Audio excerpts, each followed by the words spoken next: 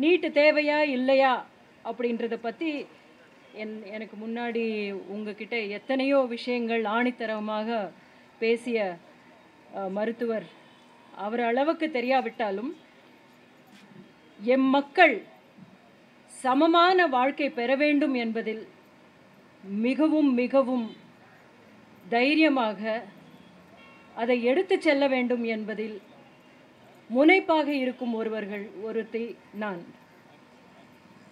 எப்படிப்பட்ட கல்வி நம் இளைஞர்களுக்கு நமது பிள்ளைகளுக்கு கிடைக்க வேண்டும், எப்படிப்பட்ட வாய்ப்புகள் கிடைக்க வேண்டும், எப்படிப்பட்ட வாய்ப்புகள் மறுக்கப்படுகின்றன என்பதையெல்லாம் தெரிந்து கொண்டு இதில் ஒரு சமமான ஒரு நிலை ஏற்படுத்தப்பட வேண்டும் என்பதில் இந்த நீட் தேர்வு என்பது சரியானது அல்ல என்பதை மட்டும் புரிந்து கொண்டுள்ளேன்.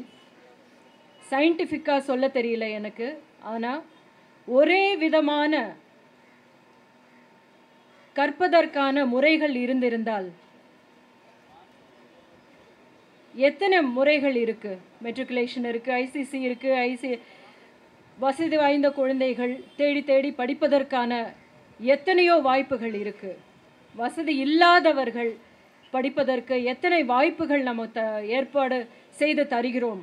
குடும்ப சூழலிலும் எப்படிப்பட்ட வாய்ப்பு அவர்களுக்கு இருக்குது அப்படின்றதை யோசித்து பார்த்தோமே ஆனால் அவர்களை எல்லோரையும் ஒரே ஒரு தேர்வுக்குள்ளே தள்ளி விட்டுட்டு இதில் மெரிட் என்ன அப்படின்னு பார்ப்போம் அப்படின்றது நியாயமானது இல்லை. கண்டிப்பாக ஒரு உசேன் போல்ட்டுடன் நம்மளுடைய மாரியப்பனை ஓட்டப்பந்தயத்தில் ஓட சொல்கிற மாதிரி. ஏன்னா நேச்சர் மாரியப்பனுக்கு என்ன கொடுத்துருக்கு தெரியும். அதுதான் நம்ம எந்த இடத்துல பிறக்கிறோம், எந்த சமூகத்தில் பிறக்கிறோம் அப்படின்றது தான் தீர்மானிக்குது நம்மளுடைய வாழ்க்கையினுடைய ஓட்டம். அவனை கொண்டு போய் உசேன் போல்ட்டோட நீ ஓடு, இதில் நீ ஜெயிக்கலைன்னா உன்னால் மருத்துவ படிப்பு படிக்க முடியாது அப்படின்னு சொல்கிறது மாதிரி இருக்குது இந்த நீட்டு தேர்வு எல்லாருக்குமே சமமானது அப்படின்னு. அப்போது இதுவரை கட்டி காத்தது எல்லாமே ஒரு நொடியில் இல்லாமல் ஆக்கி விடுவது போல இருக்கிறது. அது வேண்டாம் என்பதில் மிக உறுதியாக இருப்போம். போராடுவோம் போராடுவோம். போராட்டமே தான் வாழ்க்கை ஆயிடுச்சு. எந்த இடம் பார்த்தாலும் விவசாயத்தை பார்த்தீங்கன்னா போராடுறோம், ஒரு பக்கம் தண்ணீருக்காக போராடுறோம், ஒரு பக்கம் உரிமைகளுக்காக போராடுறோம். எந்த இடத்துல போனாலும் போராட்டமே தான் வாழ்க்கை ஆயிடுச்சு. சுதந்திரத்துக்காக கூட இவ்வளோ போராடி இருப்பாங்களான்னு தெரியாது. ஒரே ஒரு விஷயத்தை எதிர்த்து தான் அப்போ போராடணும். இப்போ எல்லாத்தையும் எதிர்த்து போராட வேண்டியதாக இருக்குது. எல்லாத்துக்குமே நாம் தான் முன்னாடி நின்று களைச்சு போகாமல் போராடி வேண்டியிருக்கு. ஆனால் என்றைக்குமே நம்ம உறுதியோடு இருப்பதற்கு ஒன்றே ஒன்று தான், உண்மையோடு இருக்கும்போது நம்மளால் தைரியமாக இருக்க முடியும். தைரியமாக இருந்தோம்னா நாம் நினைத்ததை சாதிக்க முடியும். அது உண்மையான ஒரு விஷயம் என்பதனால் அதுவும் நம்மளை சேர்த்து கொண்டு சாதிக்க வைக்கும் என்பது. அதனால் எல்லாருடைய போராட்டத்துக்கும் என்னுடைய ஆதரவு உண்டு. நாம் வெற்றி பெறுவோம். நன்றி அழைத்ததற்கு.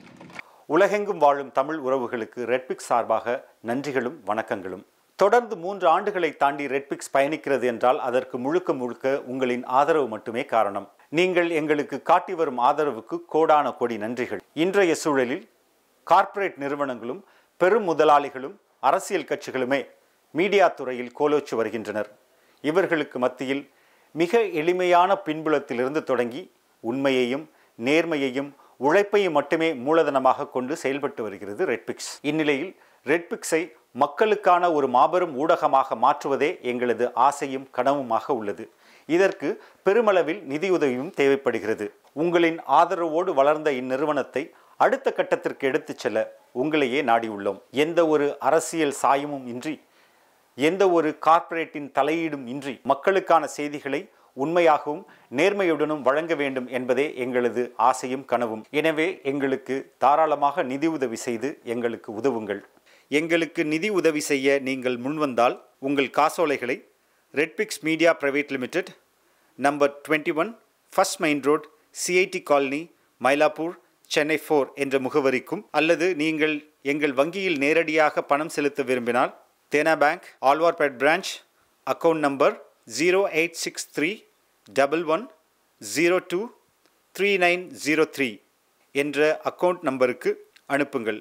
மேலும் வங்கியின் விவரங்கள் ஐஎஃப்எஸ்சி கோட் BKDNO620863.